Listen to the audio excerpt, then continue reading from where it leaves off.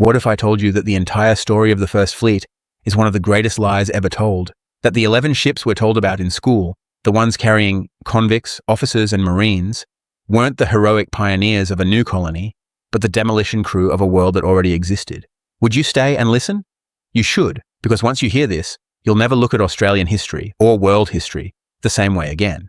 Now, the mainstream version goes like this. On the 13th of May, 1787, 11 ships left Portsmouth, England. They carried over 1,400 people, around 730 convicts, 300 marines and officers, plus a handful of wives and children. Led by Captain Arthur Phillip, they sailed all the way across the Avon, arriving first at Botany Bay in January 1788.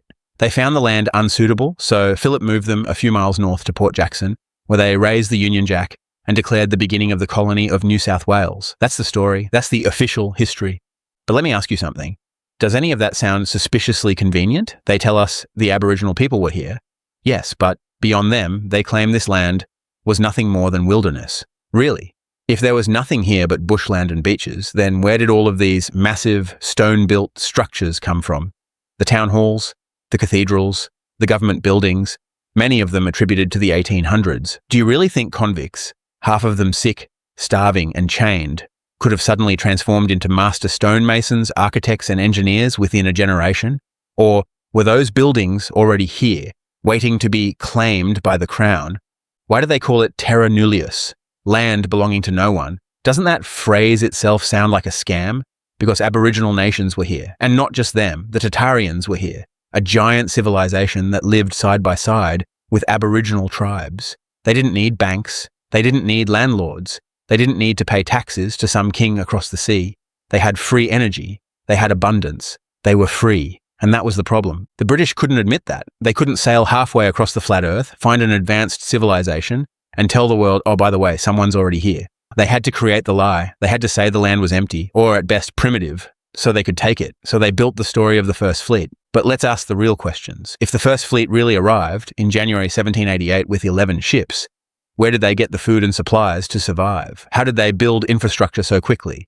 Remember, we're told they almost starved to death in the first years, that Captain Phillip had to ration food, that convicts were reduced to stealing scraps, that they struggled to grow crops in the harsh soil around Sydney. So if that's true, how on earth were they also building massive stone structures in the very same decades? If they were starving, who had the strength to carve sandstone? If they were suffering, where did the resources come from? And think about this. Governor Phillip, we're told, raised the British flag at Sydney Cove on January 26th, 1788, the beginning of Australia, right?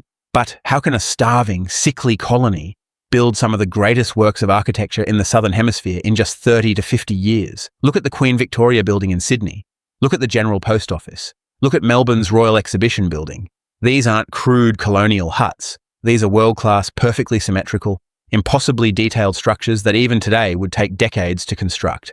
And they want us to believe it was done by convicts with shovels. And ask yourself this: why are there records of giant skeletons being found in Australia, only to disappear from the museums? Why do Aboriginal legends talk about giant beings? Could it be because the Tatarians, the true builders of these cities, were giants themselves? And why is that detail always scrubbed out of mainstream history books? The First Fleet supposedly carried 732 convicts. But who exactly were those convicts? They tell us they were thieves, pickpockets, criminals.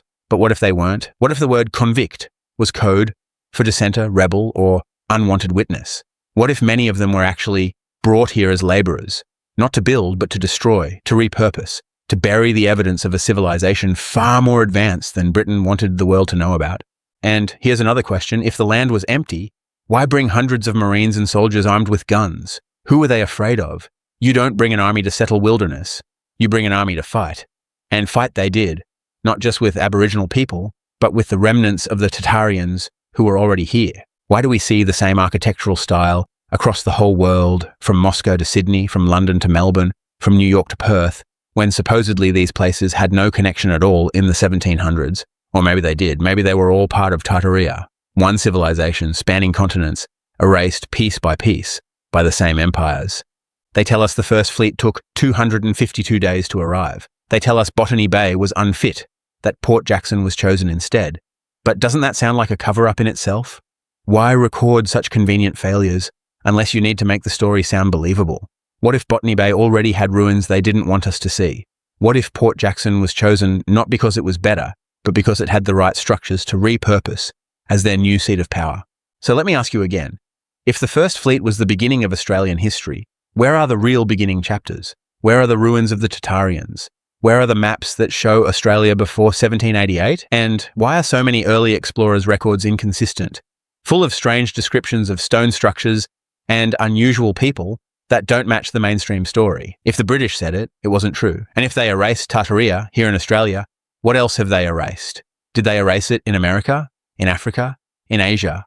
Is all of history nothing more than a giant con, a manufactured narrative to keep us enslaved to money, to governments, to lies? So what do you think? Was the First Fleet really about convicts bravely settling a harsh new land? Or was it the greatest cover-up in history, the erasure of a civilization of giants, free energy, and true freedom? And if you want to keep uncovering these lies, if you want to keep digging into the ruins of Tartaria, make sure you smash that like button, subscribe to the channel, and share this with anyone who still believes the textbook fairy tales. Because the only way the truth spreads is if we spread it. The First Fleet wasn't the beginning, it was the cover-up. And the ruins of Tartaria are still here, staring us in the face, waiting for us to see them.